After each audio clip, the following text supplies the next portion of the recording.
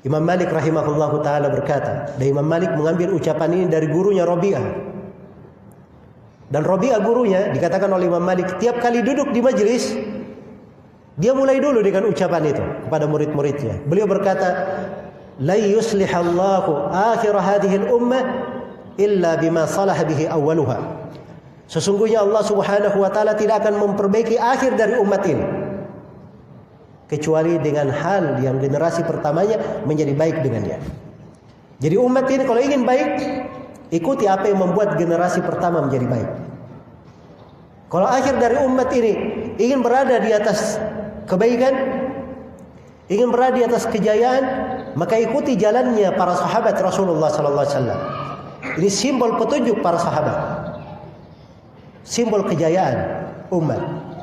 Karena itu dikatakan dalam Al-Quran, iya, fa in amanu bimithli ma amantum bihi faqad ihtadaw. Kalau mereka kaum musyrikin beriman seperti keimanan kalian wahai para sahabat, mereka telah mendapat petunjuk.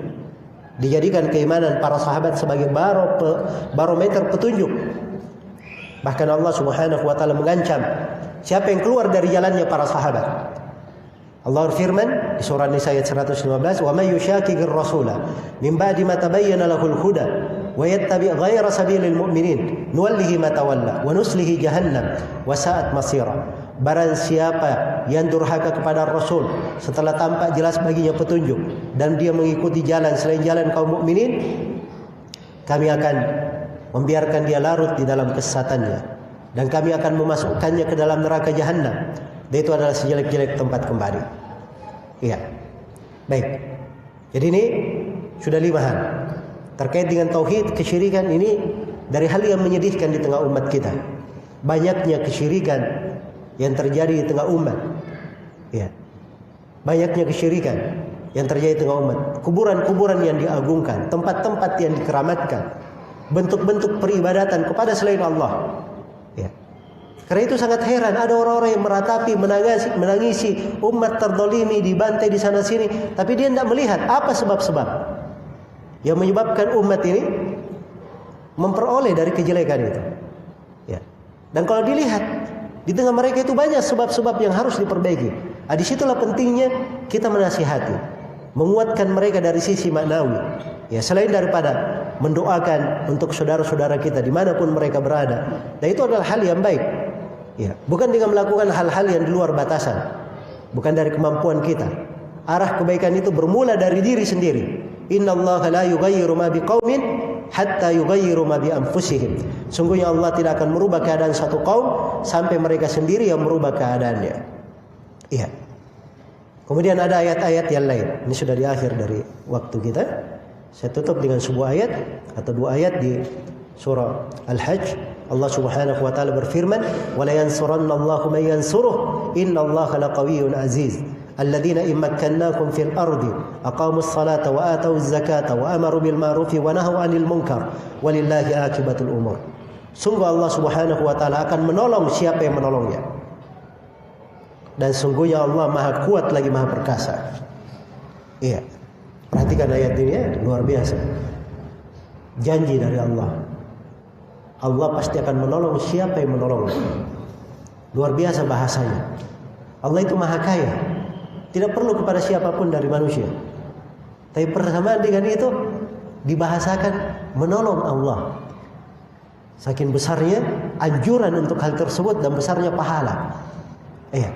Padahal Allah telah berfirman, "Ayyuhan nas antumul fuqara'u ila Allah wallahu huwal ghaniyyul hamid."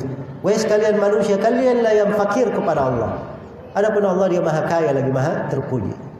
Ya, tapi dipanggil dengan seruan menolong. Ya ayyuhalladzina amanu in tansurullaha yansurkum wa yuthabbit aqdamakum. Wahai orang-orang yang beriman, kalau kalian menolong Allah, maka Allah akan menolong kalian dan mengukuhkan kedudukan kalian. Sungguh Allah akan menolong siapa yang menolong. Allah Maha Kuat lagi Maha Perkasa. Siapa itu yang ditolong ini? Yaitu orang-orang kalau mereka diberi kemapanan di atas muka bumi, mereka menegakkan salat, mengeluarkan zakat, dan melakukan amar ma'ruf nahi munkar. Ini 2 hal. Menegakkan salat, mengeluarkan zakat. Iya.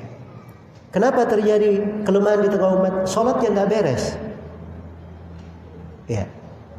Sholatnya tidak beres. Jangankan meninggalkan sholat. Orang yang sering terlambat hadir sholat saja, itu dari sebab kelemahan di tengah umat, membuatnya terakhir. Dalam hadits Abu Sa'id Al-Khudri riwayat Muslim, Rasulullah sallallahu alaihi wasallam bersabda, "La yazalu qaumun yata'akhkharuna hatta yu'akhkhiruhumullah." Hatta yu'akhkhiruhumullah. Terus-menerus ada sekelompok kaum, mereka itu terlambat menghadiri salat berjamaah sampai Allah mengakhirkan mereka. Gara-gara dia terakhir, terlambat datang, dibalas dengan hal yang sama, dibuat terakhir urusannya, dibuat terlambat urusannya. Ya. Mungkin kalau dia anak muda mau menikah, dibuat terlambat dia menikah gara-gara terlambat ada sholat. Mungkin kalau dia seorang pebisnis, ada proyek, terlambat urusannya gara-gara apa? Terlambat hadir sholat. Umat kalau mulai seperti ini gayanya, diakhirkan terkait dengan sholat. Ini bukan masalah, bukan meninggalkannya, dia terlambat dalam mendatanginya. Iya. Karena itu yang dicela terhadap sholat itu bukan khusus pada orang yang tidak melakukannya. Fakhalafa min ba'dihim khalfun adha'us salata wattaba'us syahwat fasawfa yalqawna ghayya. Maka datanglah generasi setelahnya, mereka menelantarkan sholat, bahasanya menelantarkan sholat, mengikuti syahwat. Akhirnya mereka mendapati kesewenang-wenangan. Ada yang menafsirkan ghayyan itu nama dari nama api neraka. Mereka akan dimasukkan ke dalam neraka. Iya. Demikian pula mengeluarkan zakat. Zakat ini dari sebab kekuatan umat, kejayaan mereka. Kapan ditelantarkan? Maka ini dari sebab datangnya musibah dan malapetaka. Karena itu berbagai hadits, ya, ancaman siapa yang tidak mengeluarkan zakat dan bagaimana ketika zakat itu ditahan, ya, maka sebab paceklik, tidak turunnya hujan dan berbagai musibah di tengah umat. Kemudian amar ma'ruf nahi munkar. Ini juga yang lemah di tengah umat. Amar ma'ruf nahi munkar. Iya. Tidak adanya orang-orang yang punya ilmu, dia tahu apa yang munkar itu munkar, apa yang ma'ruf itu ma'ruf. Ada yang memerintah kepada yang ma'ruf, melarang dari yang munkar. Pembiaran, cuek. Ya. Seakan-akan tidak ada urusan dengan orang lain. Ini semuanya adalah hal yang menunjukkan lemahnya persaudaraan, lemahnya kecintaan kepada saudaranya. Dia kata dia cinta kepada saudaranya, maka dia akan melarang saudaranya itu untuk jatuh di dalam dosa kemaksiatan, sebagaimana dia akan mencegah orang yang mau jatuh ke dalam jurang. Ya, jadi semuanya dari konsekuensi di belakang persaudaraan. Baik. Dan di antara sebab yang melemahkan umat ini adalah perpecahan dan perselisihan. Mereka keluar dari ketaatan kepada pemerintahnya, mereka keluar dari ketaatan kepada para ulamanya. Iya. Dan dari sebab yang melemahkan umat ini, sedikitnya hubungan mereka dengan Allah Subhanahu wa taala dan sedikitnya mereka di dalam beribadah. Dan di antara hal yang melemahkan umat ini adalah sedikitnya ta'awun di atas bir, di atas kebaikan dan ketakwaan. Dan di antara hal yang melemahkan umat ini adalah kurangnya penerapan di dalam menerapkan Islam secara keseluruhan. Ya, dalam bentuk zahir maupun batin, ucapan maupun amalan. Ya, di antara hal yang menyebabkan lemahnya umat ini, hilangnya semangat yang tinggi, al-himmatul aliyah.